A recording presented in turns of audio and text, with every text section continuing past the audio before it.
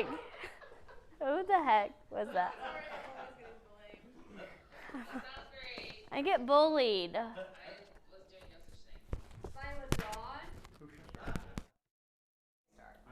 Go to HR.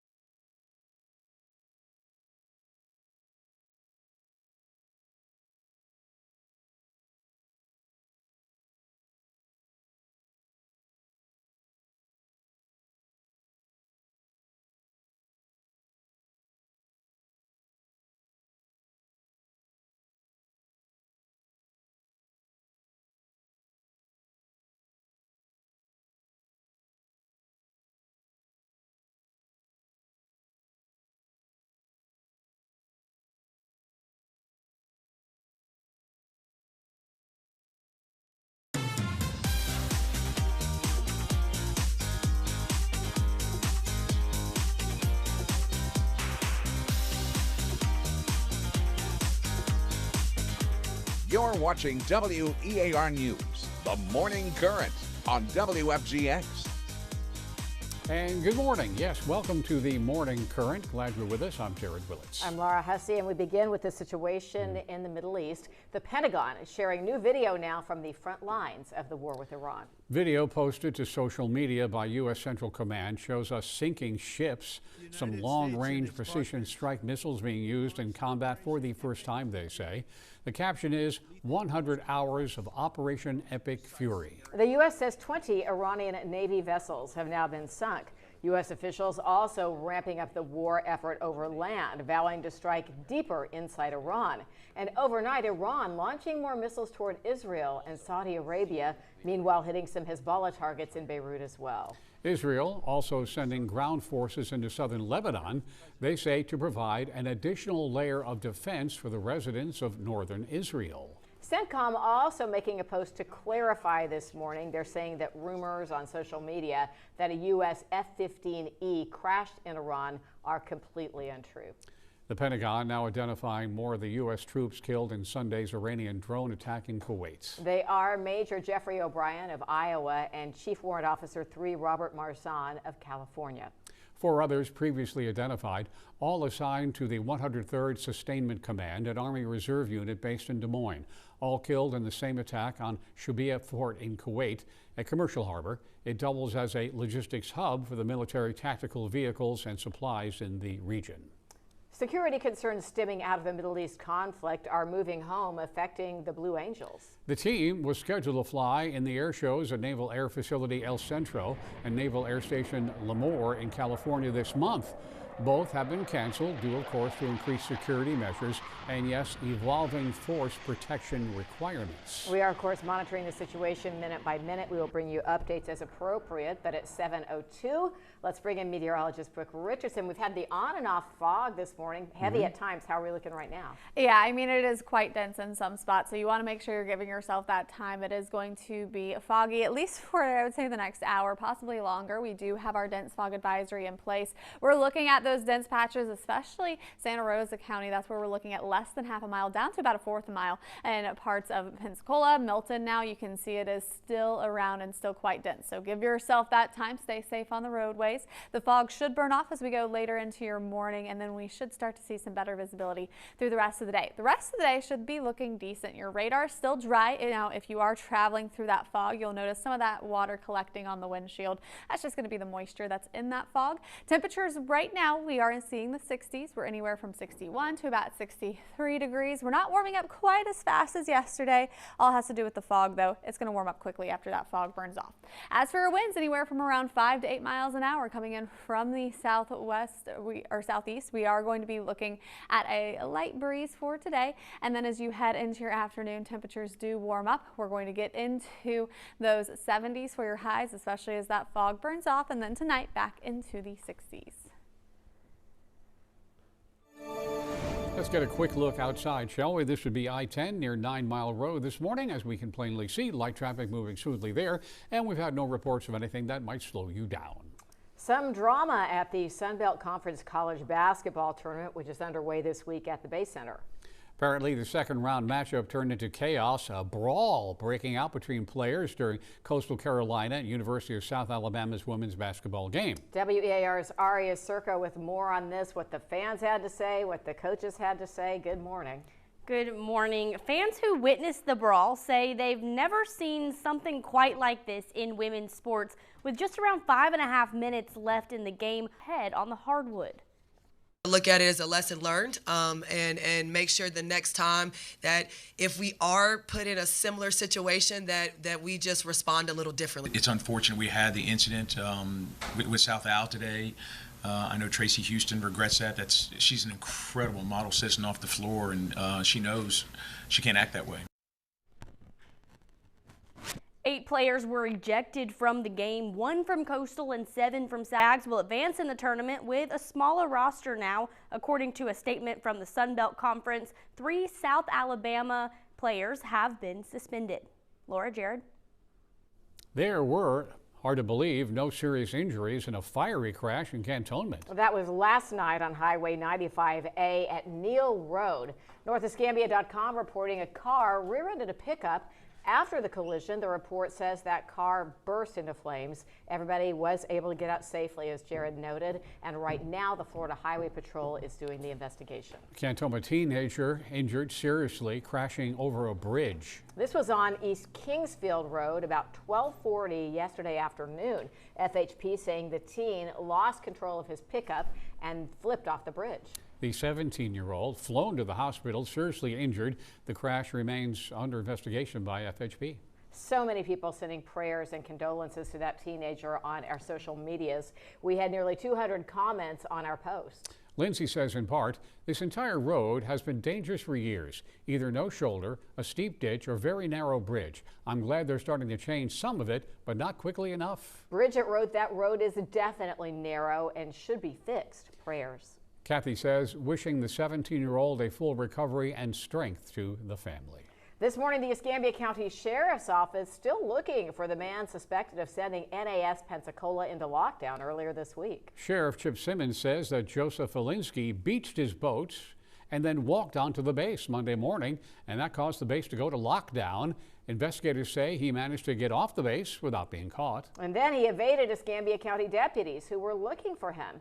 Sheriff Chip Simmons says Valinsky does have warrants for fleeing from deputies in the past, and that he also is a suspect in a current burglary case. And of course, if you know where he might be, you can call the Crime Stoppers number and remain anonymous. That is 850-433-STOP. We got a lot of comments on this one as well, more than 150 talking about disappointment around the breach happening in the first place and for the guy not being caught already.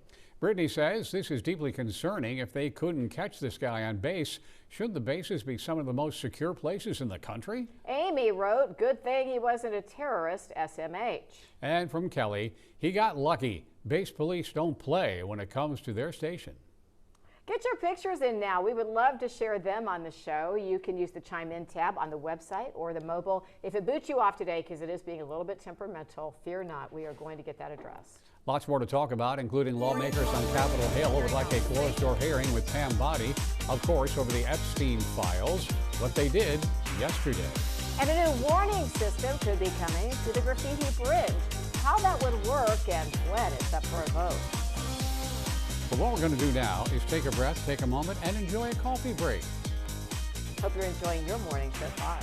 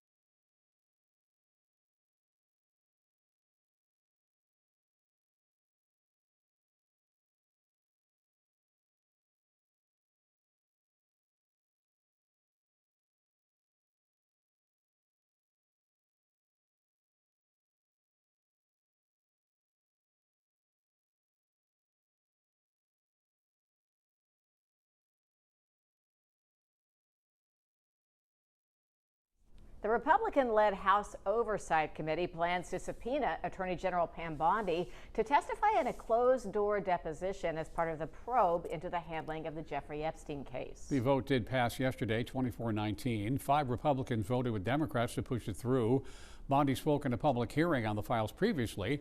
Lawmakers have called for her deposition for months. They say the Department of Justice missed the deadline to release the Epstein files. The committee investigators are estimating that only about half of the documents still have been released. They also complain files were released without protecting survivor identities. And meanwhile, the names of co-conspirators were intentionally or initially redacted, maybe both. No data has been set at this point for Pam Bondi's deposition. And there's more. Things got a bit heated and a bit personal during a second day of hearings on Capitol Hill for Homeland Security Secretary Kristi Noem. Lawmakers were going over several topics, including her agency's $172 million purchase of 2 luxury jets. Then they turned to her rumored romantic relationship with a political operative, that'd be Corey Lewandowski. Then there was the topic of immigration enforcement and the killings of Alex Preddy and Renee Good in Minnesota. And I want to give you a chance before the entire country to correct your false and defamatory claim. Based on what you know today, Madam Secretary, were Renee Good and Alex Preddy domestic terrorists? My condolences to their families, because I know that their lives will never be the same. Much of the Homeland Security Department remains shut down, of course. Democrats are holding back money, demanding reforms to immigration enforcement. One lead in the search for Nancy Guthrie, it turns out, is not panning out. There was DNA in a glove near the scene, traced back to a person who works at a nearby restaurant, and they say it had nothing to do with the case at all. Guthrie was abducted from her home in Tucson February 1st. The FBI recently met with the Guthrie children in Tucson. That was this week. They say it was a routine check-in as they have really nothing new to tell them. Reports say the number of tips coming in has tapered off, and the family is offering that $1 million for Guthrie's recovery. A huge loss in the sports world this morning. Legendary college coach Lou Holtz passed away last night. Family says he died in Orlando, cause of death not provided. He coached 33 seasons at 6 schools, including NC State, William & Mary in Arkansas, most well known, of course, for the time at Notre Dame. He's the most recent coach to bring home a national championship for the Fighting Irish, but that was in 1988. You may also remember he spent a year coaching the New York Jets in the NFL. He won 249 games over the course of his career. 100 of those wins came from his time at Notre Dame. He retired from coaching in '04 while he was at the University of South Carolina. Pensacola City Council is set to talk about a plan to add some new safety devices and signs near Graffiti Bridge. All right, the goal, of course, to prevent trucks that are too tall from trying to go under the bridge, and finding that out the hard way. The new additions would include an overheight vehicle sensor, a sign that lets drivers know the vehicle is too tall, and directions to avoid the bridge, and a 10-foot low clearance sign. This particular plan is sponsored by Mayor D.C. Reeves. It was formulated by the City of Pensacola as well as the Florida Department of Transportation. So City Council is going to talk about all of that on Monday, and they're expected to have a vote on Thursday.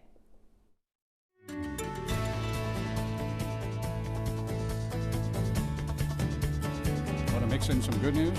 I love this.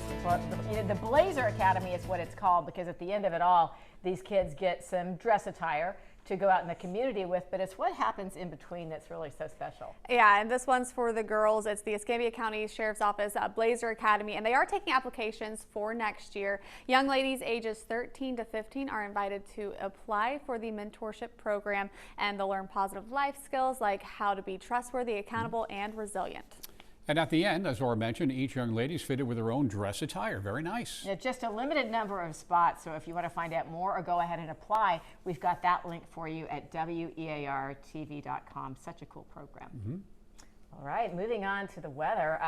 Yeah. I don't know what's going on, Brooke. Quite foggy. I mean, we're looking at that dense fog across the area. It is going to be some spots that don't look too bad. Others we're going to be looking similar to what we have right now over our Hardee's camera with that dense fog. So just make sure you are giving yourself a little extra time. Stay safe out there. You could be looking at a few pockets with some low visibility. So this is what we're going to be watching as you head through the morning. This is really the main thing we have today is this morning fog. Dense fog advisory does go for the next 45 minutes. We should be looking at the fog starting to taper off as we head into the end of the morning, and then as you head into the rest of the day, it should be looking much nicer. But currently, we still have about 1/4 of a mile of visibility in parts of Milton, Pensacola, Crestview, so you can see we do have those dense patches across the region. Radar is still dry with this. If you are driving and you do happen to go through that fog, you'll notice a little bit of that moisture on the windshield.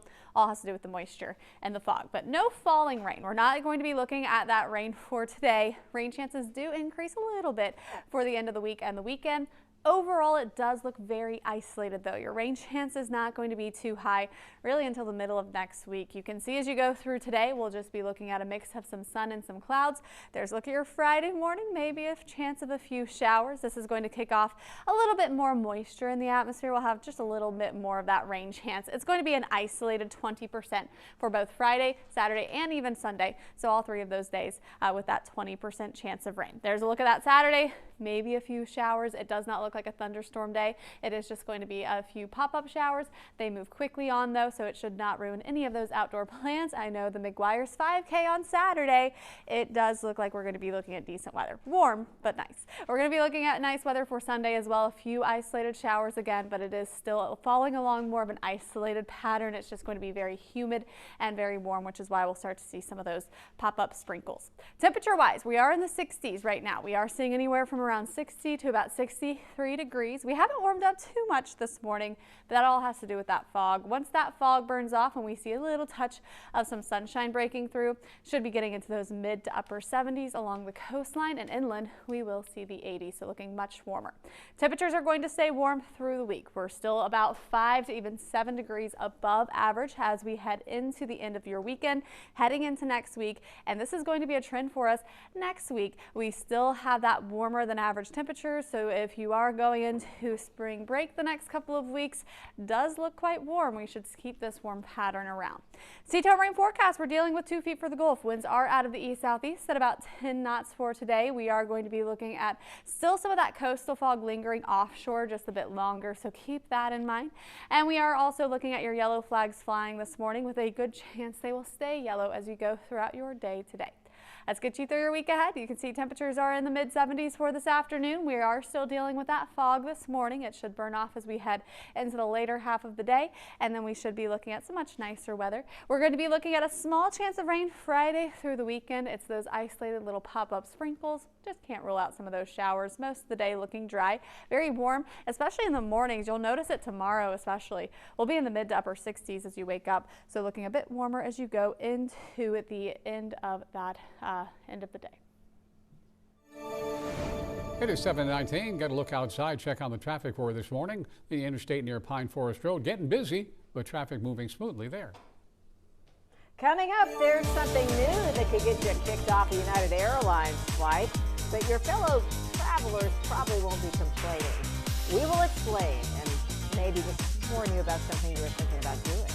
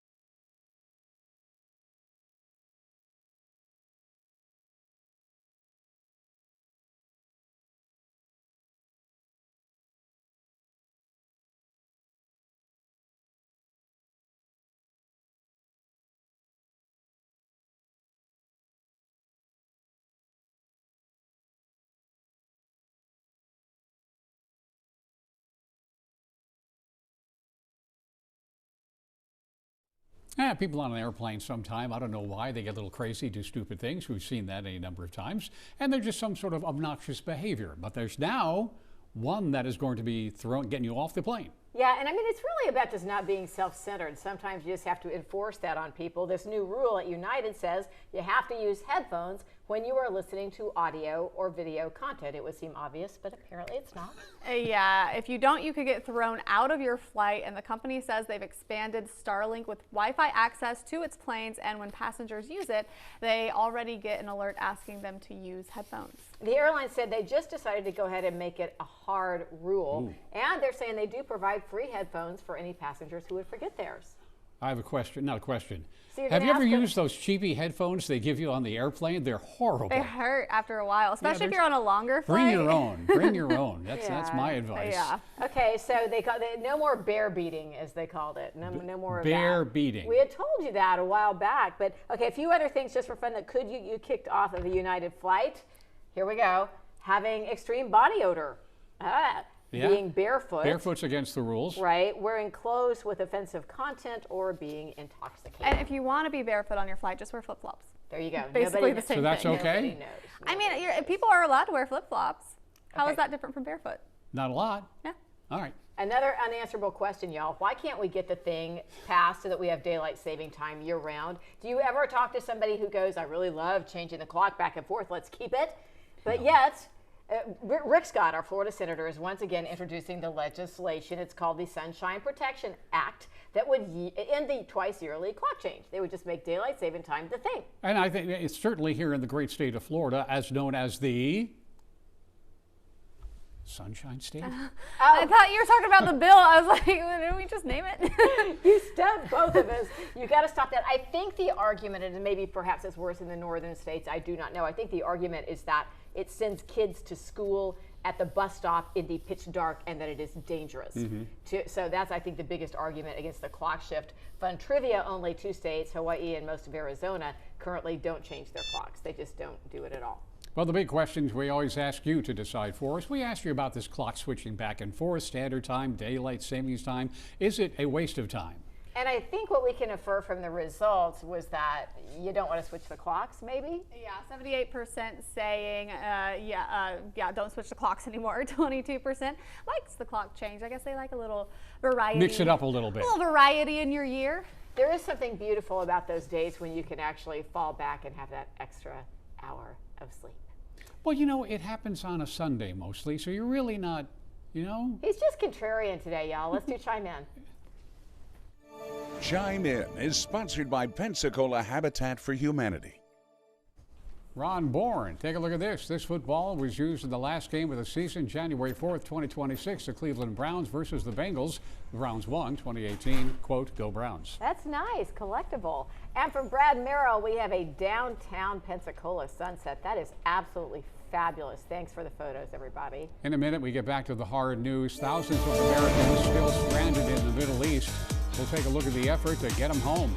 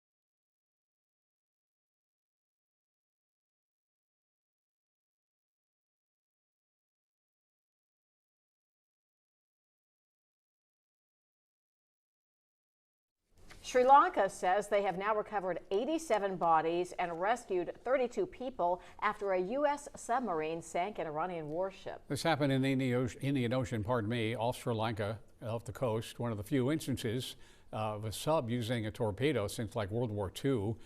It is a 650-pound torpedo. They call it the Mark 48. Experts say it's one of the most lethal anti-ship weapons that we have. Each one costs $4.2 million. And apparently this ship was the Islamic Republic's prize ship. Sri Lanka says they responded to a distress call from the ship. They found only patches of oil and life rafts by the time they got there. People were floating in the water. At least 17 Iranian naval vessels have gone to the bottom. President Trump said one objective was to wipe out Iran's navy. And this morning, the State Department says a charter flight is on its way back to the U.S. now from the Middle East with Americans on board. It's all part of an ongoing effort to evacuate Americans from the Middle East. Thousands of us were left stranded when the U.S. and Israel launched strikes on Iran over the weekend. Charter flights are departing right now from the UAE, from Qatar, from Saudi Arabia, and from Israel. The State Department did issue an advisory Monday urging Americans to leave 14 countries in the region via commercial flights. That was 3 days after the operation began. Lots of the airspace is closed, of course, flights canceled. By then, the administration has been criticized for not having a real plan in place. The president said, quote, "Well, it all happened very quickly," unquote. We are following all the developments and we'll keep you updated throughout the hour. But at 7:30, let's bring in meteorologist Brooke Richardson. Only one day away from the weekend. Jared keeps reminding us. Yeah, and it is looking like we're going to be seeing some decent weather. Today we're dealing with some fog, and there is going to be morning fog chances moving forward. Just seeing a lot of that humidity, a lot of that moisture. Dew points quite high. You're seeing right now over our Okaloosa Island camera, things are looking quite hazy in the distance. We do have a little touch of that fog offshore. Other areas, though, that fog is going to be on the more dense side, and our visibility is low. Milton, Pensacola, NAS Pensacola, we're seeing anywhere from half a mile to less than half a mile. Dense fog advisory does go for the next 30 minutes, but there's a chance that we could still see some of this dense fog lingering a bit longer this morning. Radar staying dry today. We do have a lot of moisture, but we're not looking at any rain falling, so that is some good news for us this morning. It's really just the fog to contend with. Temperatures are in the 60s right now, anywhere from 60 to about 63 degrees, and as that fog burns off and we start to see just a touch more of those sunshine breaks in the clouds, you will see temperatures warming up nicely into the 70s. Winds are fairly calm at about 5 to 8 miles an hour, coming more and more out of the south. We'll look at more of a southerly flow later today. Let's get you out the door today. Fog for some of us, others looking just at a light haze. We're definitely looking at the clouds this morning. Temperatures are going to be warming up nicely today. We'll get into those 70s, mid to upper 70s for most of us this afternoon. And then tonight we'll drop into the 60s for those lows.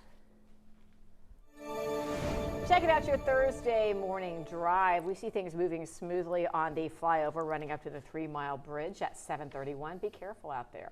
A lot of people talking about this story. Florida's new super speeder law has landed an 18-year-old in the Santa Rosa County Jail, thanks, it seems, to his very own social media account. Derek Walker booked into the Santa Rosa County Jail Sunday night, facing 4 charges that date back to at least mid-February.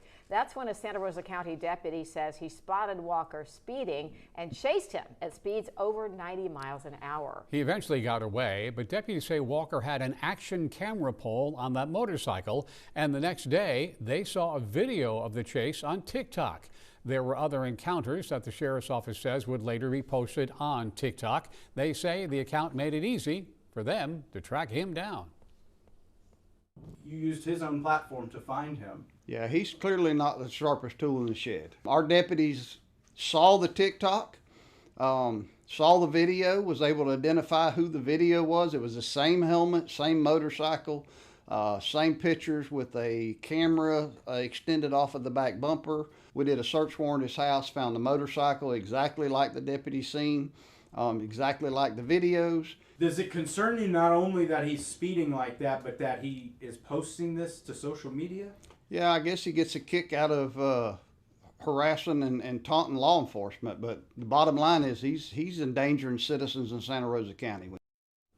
Walker was reported to have shared video speeding through traffic in Escambia County as well. No word yet if additional charges will be filed. We're waiting to hear back from the sheriff's office. A lot of comments from you on social media. Let's start with Suzanne. Well, he definitely has gotten a big response with his ignorance. From Ed, he says, well, he got his moment of fame. And Tippy offered, looks like he's getting what he deserved, but he had fun though. Visit Pensacola says delays in expense reimbursements from the county are forcing them to borrow money and pay interest to pay their bills. Visit Pensacola is the nonprofit responsible for attracting tourists to this area. They are the first tourism department in the area to have to take out a line of credit to pay their bills. The organization's reimbursement invoices are being rejected over some documentation questions. The way the reimbursement model works within the county, the money is spent first, then the document was what was used for and all that, and the invoice sent to the county. About a year ago, we talked to the president and CEO of Visit Pensacola. He says the problem is in meeting the county's documentation standards. Sometimes they are not sure exactly what information is needed. Things that may be simple to us that at times we feel don't need any explanation, but to the clerk's office and accounting department, they're not familiar with it, and so it does need more explanation. Apparently, Visit Pensacola is not the only organization having a similar problem. Other organizations like the Sports Association, both organizations say they recently had meetings with the county to reach a solution. Visit Pensacola hopes the delays don't impact tourism numbers in the long run. We did reach out to the county for an interview. We have not heard back yet. We also reached out to Visit Pensacola for an update. We're waiting to hear back there as well. Of course, we want to hear what you think. Scan the QR on your screen, answer our question. Do you think the county's reimbursement process is fair? We'll have all those results for you tomorrow morning. American Cruise Lines on its way to Pensacola for the first time, when the ship will get here and where it's going next. And a new Battle of the Burgers is on. The burger chains fighting it out online. We'll take a look at their efforts. I think we need to have a special coffee cheers for Olivia's birthday. Olivia's one of our producers. And Olivia, I don't know if you're monitoring the Facebook stream. Randy from Borneo told you happy birthday. So from all the way across the ocean and from here in the studio. Have some coffee and a banana.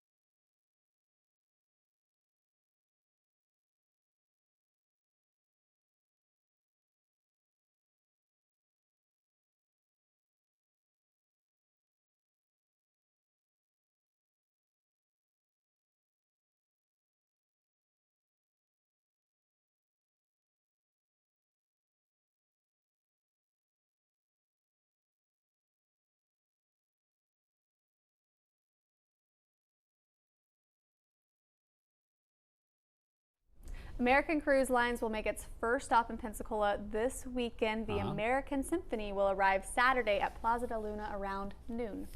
The cruise takes people from Pensacola to New Orleans. You may remember this was announced last winter, and it's a really big deal. It makes stops up and down the Gulf.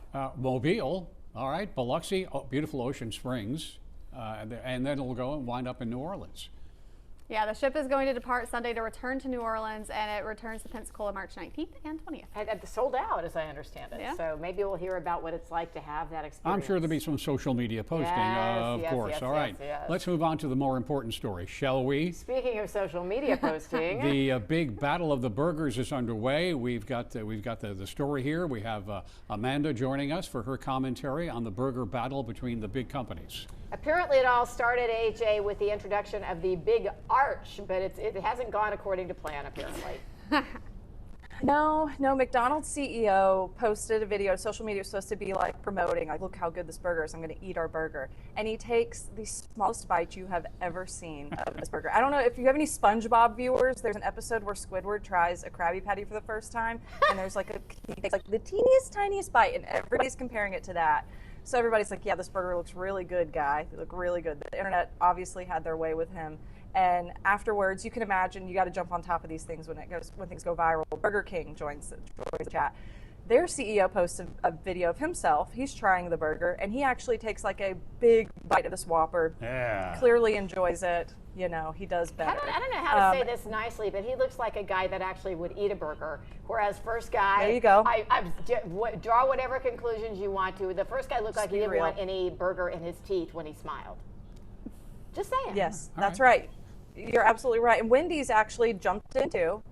Their CEO posted a video. He took it even farther. He showed us them making a Baconator. He sits down. He eats like half the burger. Then that's how you know he's real. He takes a French fry and he dips it in his Frosty. And he has That's what you do, in case you don't know. Oh yeah. Oh yeah. Well, see, all of that is fun. The only part, AJ, that is not fun. A couple of things. I read that this new Big Arch and all the big burgers have more than 1,000 calories in a sitting, and the suggested retail on that is $8.49. So by the time you buy them for everybody in your tribe, you're going to have to be working weekends and weekdays. My favorite about the McDonald's video was he said, look at that, a big bite for a big burger. It's like, I can't even see the bite in the bun.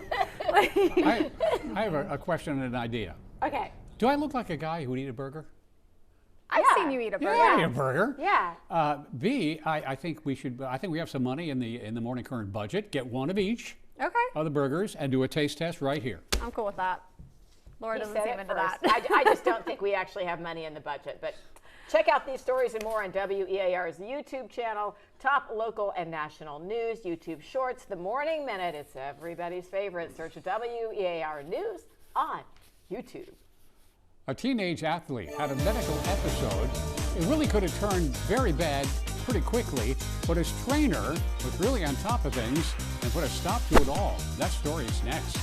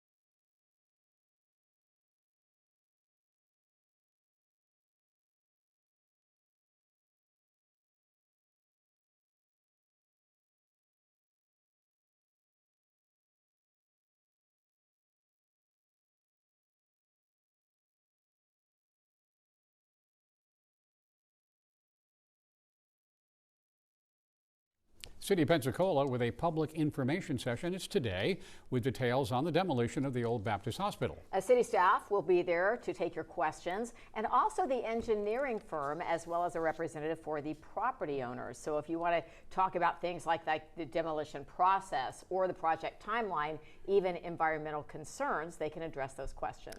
It starts at 5 and goes to 7 tonight at the Fricker Center. Also, by the way, the city's got a website up that updates the demolition process and more. It answers a lot of questions and breaks down, again, the timeline and way to get in touch with people about the project if you have any questions. Hit us up at weartv.com if you want a link for all of that.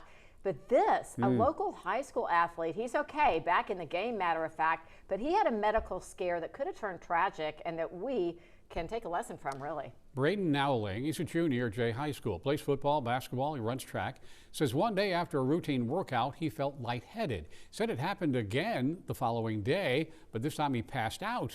Initially, doctors told the family he appeared perfectly healthy, but his athletic trainer, Jeremy Lowry, felt like something was wrong, and he pushed for more tests on his heart. That led to a diagnosis of myocarditis. There we go. An inflammation of heart muscles, and it could have ended with a heart attack.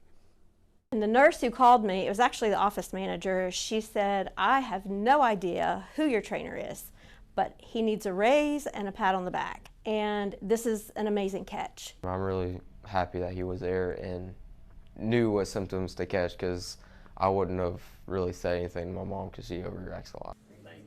We hear stories like this periodically with our younger athletes because we assume they're young, they're healthy. This is just a reminder that we can't take anything for granted. Through the Andrews Institute Sports Medicine Outreach Program, certified trainers monitor high school athletes daily as well as at practices and games.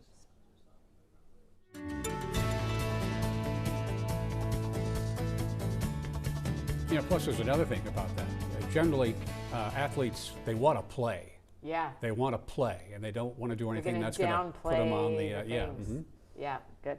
Good reminder, good reminder. All right, sometimes we have to show pictures of the other side of my state, of my home state. That is the St. Louis Arch, looking fabulous this morning in the Midwest. They are getting ready for St. Patrick's Day, a holiday that we celebrate in the Midwest, much like the coastal communities celebrate Mardi Gras.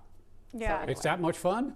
Oh man, in Kansas City, they used to close down the streets of downtown. There was a parade. It was a really, really big deal. I mean, I'm from Savannah. It's huge there. Oh, Savannah has a big St. Patty's Day. Yeah. You stay away from downtown. Well, when I grew up in Garden City, Long Island, we didn't do anything like that. You guys got nothing. You got nothing. All right. Here in beautiful Florida, however, our now home state, we just get these warm days, warm mornings, making some fog. Yeah, and we have those foggy conditions this morning. You can see quite dense this morning over our Hardee's camera. We do have those patches of dense fog around, really across the board. Even inland, we're seeing some of this fog. It is patchy where we're seeing some of this dense stuff, so there is going to be a few areas that don't look quite as bad, but we do have those low visibility issues around. So dense fog advisory does continue for the next 15 minutes, but it still looks quite dense. So I would expect this to last just a little bit beyond that. You can see your visibility is down, especially Milton, Pensacola. We're seeing it in NAS Pensacola, obviously seeing it Pensacola Beach, Fort Walton Beach. We are going to be seeing those foggy conditions eventually subside. We should be looking at a decent afternoon. Radar will stay dry for us for today. We are going to be looking at mainly just a little bit of that fog this morning. We'll see it break apart and we'll have some sunshine with some clouds mixed in through the day today. Should be looking lovely. Friday we'll have a few more clouds in the area, and this is going to kick off a small chance of rain. We're going to be dealing with about a 20% chance of those showers starting Friday. Isolated showers heading into your Saturday and Sunday as well. So tiny chances of rain there as we go into the end of your weekend and even the beginning of next week. Just isolated little pockets of some showers. Overall forecast though doesn't look too bad. Those rain chances are going to be minimal and isolated, so it shouldn't ruin any of those plans, and it doesn't look like a thunderstorm risk for us. Should just be looking at some of those showers. You can see Sunday morning a little bit of that chance of rain moving in as well. Now temperature wise, we are in the 60s. We're seeing anywhere from 60 to about 63 degrees. It does look quite warm out there. We are going to be looking at temperatures warming up nicely for your afternoon, especially as that fog burns off and we see a bit more sunshine. We should be getting into the mid to upper 70s, even seeing 80s inland. So it's going to be a warm day for you today, and we are going to keep that warmer weather around through the end of the weekend and the beginning of next week, anywhere between the mid to even upper 70s. Let's talk about those coastal conditions. We do have 2 feet for the Gulf. Winds are out of the east-southeast at about 10 knots, and we do have your yellow flags flying with a good chance we will keep those yellow flags as we go throughout your day. Let's get you through your week ahead. Temperatures are staying in the mid to upper 70s. We'll deal with a small chance of rain going forward. It is going to be an isolated chance of a few stray sprinkles. It's not a myth, it's real. Pregnancy brain, right? The experts say there's a scientific explanation for it and what it's really doing to your mind.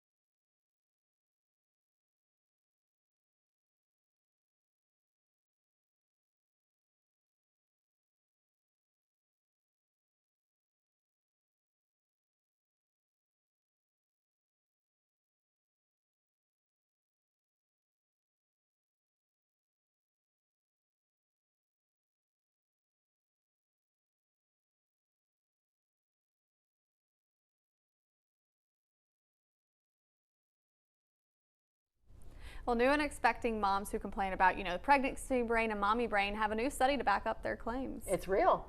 Apparently, that's what scientists say. All right, well, I don't qualify to talk about this a whole lot, but AJ does, mother of 3. Did you have pregnancy brain and all that? I think I still have mommy brain. When I was reading about this, it says that after, let me walk through this really quick. You lose some gray matter while you're pregnant and after you're pregnant. I don't know. I don't know like a lot of the terms. I don't really totally understand a lot of like the science around your brain, but basically like that can affect like 94% of your brain. And this is stuff that affects like how you process information, empathy, social cues, all that kind of stuff. In the grand scheme of things, it sort of makes you more empathetic. It makes you more empathetic to your baby. It just sort of makes you more maternal. Now the thing is, it can also, as this is rewiring is happening, you end up with like just brain fog. You can't get words out, or you can't think things through properly.